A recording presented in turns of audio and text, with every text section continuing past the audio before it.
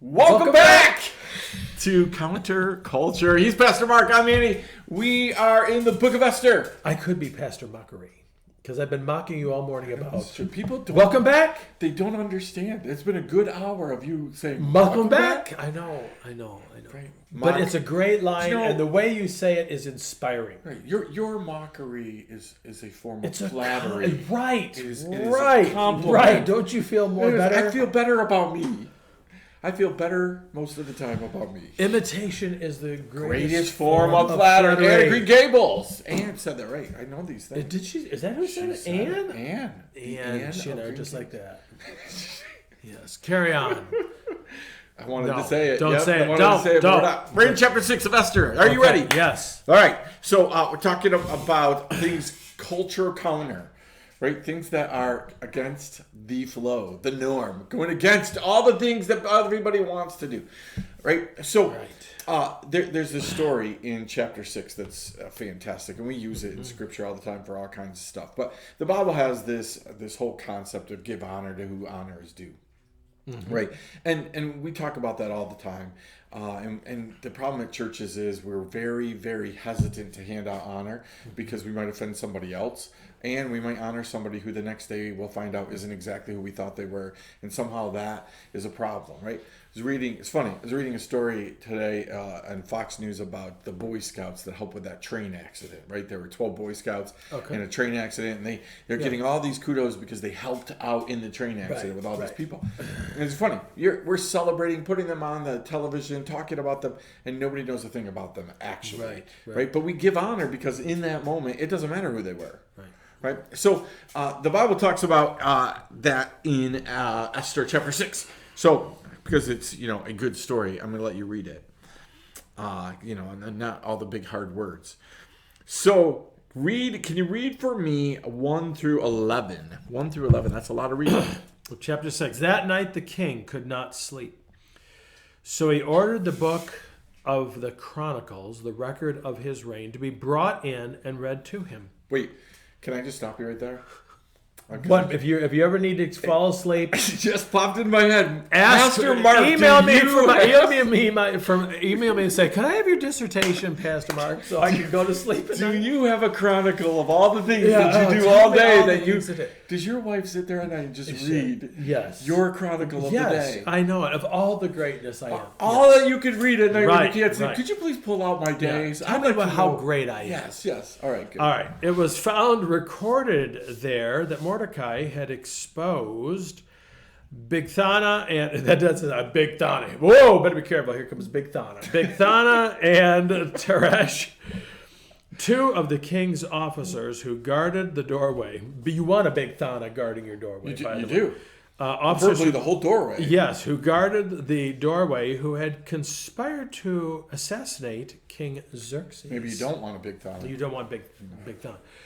What honor and recognition has Mordecai received for this? The king asked. Nothing has been done for him, his attendants answered. The king said, "Who is in the court?" Now Haman had just entered the outer court of the palace to speak to the king about hanging Mordecai on the gallows he had erected for him. His attendants answered, "Haman is standing in the court. Bring him in," the king ordered. When Haman entered, the king asked him, "What should be done for the man the king delights to honor?"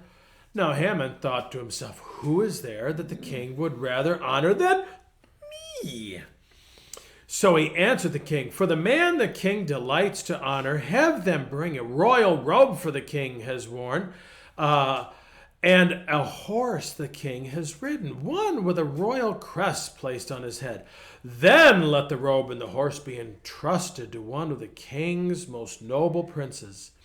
Let them robe the man the king delights to honor and lead him on the horse through the city streets, proclaiming before him, 'This is what he is done for the man the king delights to honor.' Go at once," the king commanded Haman, "and get the robe and the horse and do just as you have suggested for Mordecai the Jew, who sits at the king's gate. Do not neglect anything you have recommended." So Haman got the robe and the horse. He robed Mordecai and led him on horseback through the city streets, proclaiming before him, I think this is how he said it. This is what the Lord has done for the man the king delights to honor.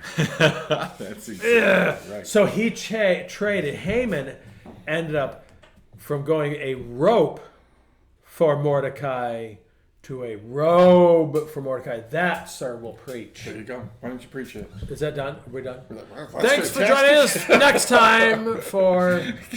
That was a fantastic line right there. go. You're exactly right. Okay.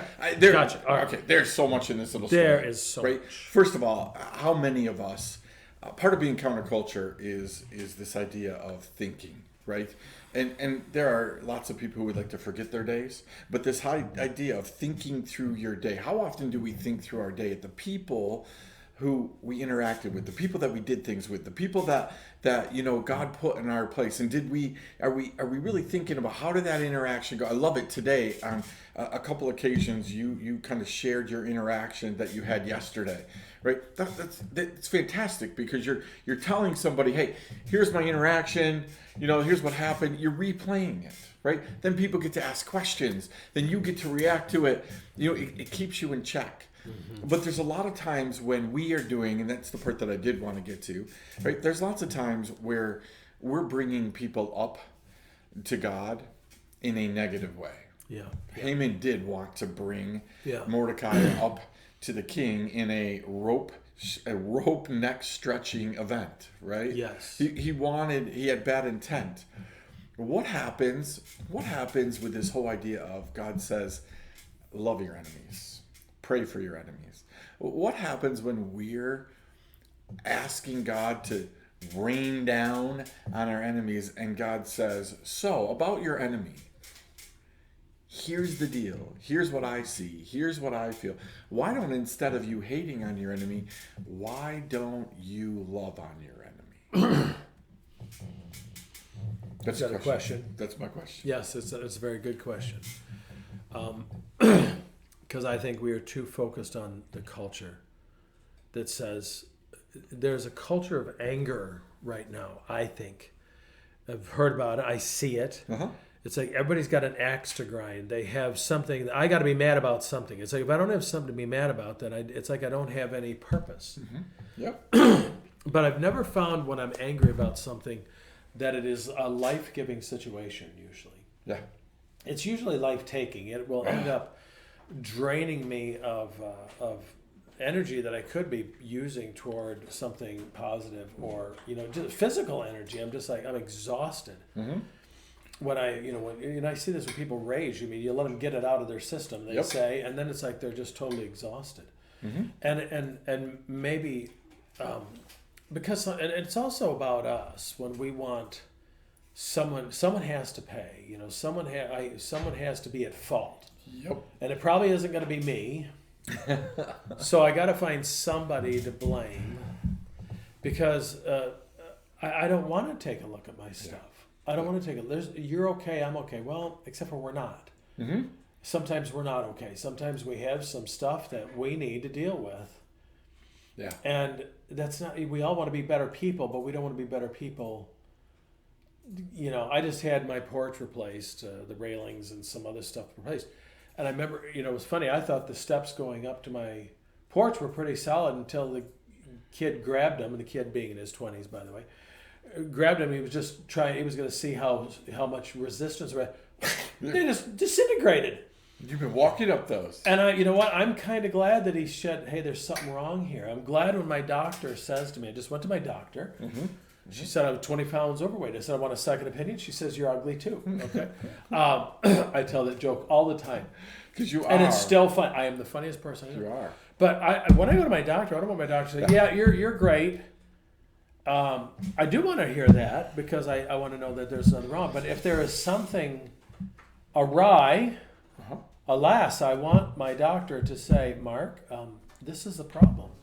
No, and here's what we're going to do about it. It's funny because we all have those people, right? That we can hide things from most people because they're oblivious and they simply don't care. Yeah. But we have those people that are like, okay, what's wrong? And you're like, well, nothing. And they're like, no, really, what's wrong? And you're like, nothing really. Nothing is wrong. Well, you can't be okay. There's got to be something wrong. But they know us, right? They just know us, and God knows that same thing, right? Like, I think there's times where we try to fool God, where we come to Him and we're like, hey God, good, thanks, great day, good night. And God's like, whoa, what's wrong? And we're like, oh no, we're good. And God wants to be involved, right? But I think in this whole story, this concept that Haman hears what the king says, and his initial response is, who would the king want to, right, honor more than me? Like, that's our thought, right? I wonder if God had this discussion with me. Hey, Andy, what should I do for the guy who's got it all together and is really, really working hard and trying to do good things for me? And I'm like, well, he's got to be talking about me. Yeah, right? So I'd be like, I'd get him a castle. He's trying to figure out what he can do. That's for right. me. God's getting ready to give me my castle, right? And I'm like, I would buy him a castle. I would get him some swords to go with it. Right. I would do all these things, right? And God's like, yeah, Andy, that's fantastic. Why don't you go do that for your worst enemy? That's exactly right. The person who really hurt you. Yeah, and you're like, wait, what? No, wait, what? Go back. What I would do for them? I want to change my order. So I'd give them a pig pen, right? I'd give them a dog house. Pods. Let them eat the pods that the pigs ate. They'd be my servant. Didn't you mean like they should be my servant in the castle, right? Like, but I think it's funny because I do think that if we asked God, who could I honor today? Who could I honor and how could I honor them? I'm pretty sure that God would say, yeah, you really want to do that? Why don't you honor that person that, gave you a hard time yesterday? Yes. Right? And so that's thinking counterculturist. We love to honor those who we love. I heard a true story, and I know the pastor, and you do too, and I'm not going to mention his name, but his son had been disrespectful to like a coach, I think is what it was, one of his coaches. Oh, yeah. Yep. You know the story I'm going to. Yep. And so the dad, kind of, he was talking to his son about it. And he said, you were wrong. He says, so you need to go kind of make this right. He goes, what could you do for the coach? He goes, yeah, but I don't like the coach. And I think that was the issue. I'm missing some of the stuff. The coach, he's just not nice. Upstairs, he goes, what would be a nice thing you could do for him? Well, he likes wearing ties. And his son goes, I got to go buy him a tie, don't I? His dad goes, yep. He goes, and I can't let him know that it's from me, can I? He goes, nope. You just have to do it, And it was like, yep. You know how I went through a time when someone had hurt me very, very badly. Yeah. I had a hard time. Forgiveness is a very interesting thing. We like to show, well, you need to forgive them. Yes, you do. We do need. Quick forgiveness is cheap forgiveness. There's a piece of grieving. There's a piece of mourning and processing through the grief. See, here's something I've learned to do. Lord, by faith, I forgive them. Yeah. That means right now I can't do it on my own, but through you I can. Yep. And it begins a process when I can say, God, it's saying, God, I need your help to forgive this person. And I started doing that. God, by faith, I forgive them. God, by faith, I forgive them. You know what I knew I had forgiven them? When I could pronounce a blessing over and pray a blessing over them. They weren't even around, but God bless this person today, whatever. I bless this person, either way. And I caught myself praying that way one day. Lord, bless them with such and such. And I paused for a minute, and I was like, "What, Lord, what is this about?" He said, You've forgiven them. Yep. You've forgiven them. That is it. Where you can truly just do it. Yes. Not this, God, I don't want to, but here... That's fantastic.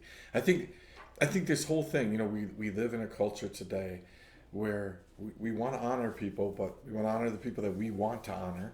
We want to honor them the way we want to. And God says, you got to think differently so that you can be differently. I want you to honor those that I want you to honor, right? Which means sometimes we might have to suck it up and go, like for a pastor, really hard to go listen to somebody else preach when we know we can preach it better. Right, that's honoring somebody. Just listening to somebody's video is honoring absolutely, them. Absolutely, yeah. What is it? Because I was going to say the next question is, what does it mean to honor? The king says, "What? How would you honor?" Yep. How would you do it? So you could go. One of your, I'm going to say maybe Smalley and Trent. Yeah. The love languages or whatever. But, there are things when, we tend to buy gifts for people that we would like. Yep. instead of saying, wait a minute, what would really make Andy happy? Or do you see something? We did this recently for some friends of ours that she's really big into pineapples. Ooh. And we were at a store and we saw just a simple little gift of these little lights. Yeah, pineapples on them. And then here's the kicker. This was so cool. My wife had some yellow tissue paper and then some green. And she made it like it looked like, and this gal, you'd have thought we gave her gold. You'd have thought we gave her gold. You just thought. Now, I would not want pineapples. But the gift isn't about me. The joy for me was watching her and her husband respond to this in such a cool way for a business they had that, It's funny because people get to see the gift, the honoring. Yes. But they don't get to see what's behind it necessarily, right? Like they don't get to see how much time, how much effort you did put into it, right? You can get a gift from somebody and assume they put no time, no energy into it. They just went and got stuff. Yeah. But if you're not there looking and watching, sometimes people are agonizing over like, I don't know anything about this and I'm trying to honor you. Yeah. And how do I do it? And how do I get this? And like I know there's lots of things I don't know much about. I remember being like at a Kohl's or some department store or something. I'm walking around the jewelry counter looking for something for my wife. Ooh. I think it was for Christmas or for anniversary or something. And I'm just looking. I'm like, and this sweet little old lady walks by me and she goes, "You're doing a good job, young man." You didn't walk up and go, take that one. I'll take that. Just give me something. That's for the wife, No. She says, "You're doing a good job, young man. I'm taking my time trying to find something. What is the right one?" That was a gift to me. You're doing a good job, young man. You're honoring somebody. Yeah, it was cool. It was I think it's good. Fun. Good. All right, let's leave it there. We want you to honor people today, and maybe ask God who you should honor, and be open to that. Right. Maybe He'll have you honor. You ever think that maybe God would say to you, "Hey, why don't you write the President of the United States a letter that said, I don't have to agree with you, to know this is a hard job, and I pray for you every day, and this is important," right? So sometimes God's going to say, take a minute and honor that person that you don't really want to, right? In a way, I am honored, Andrew, that you even have me on your show. I know, especially since you started out by mocking me. But I honored you by mocking. That's exactly right. Hey, we'll leave you to ponder that thought. Was he mocking or honoring? We'll see you next time. Counterculture. Grace and peace.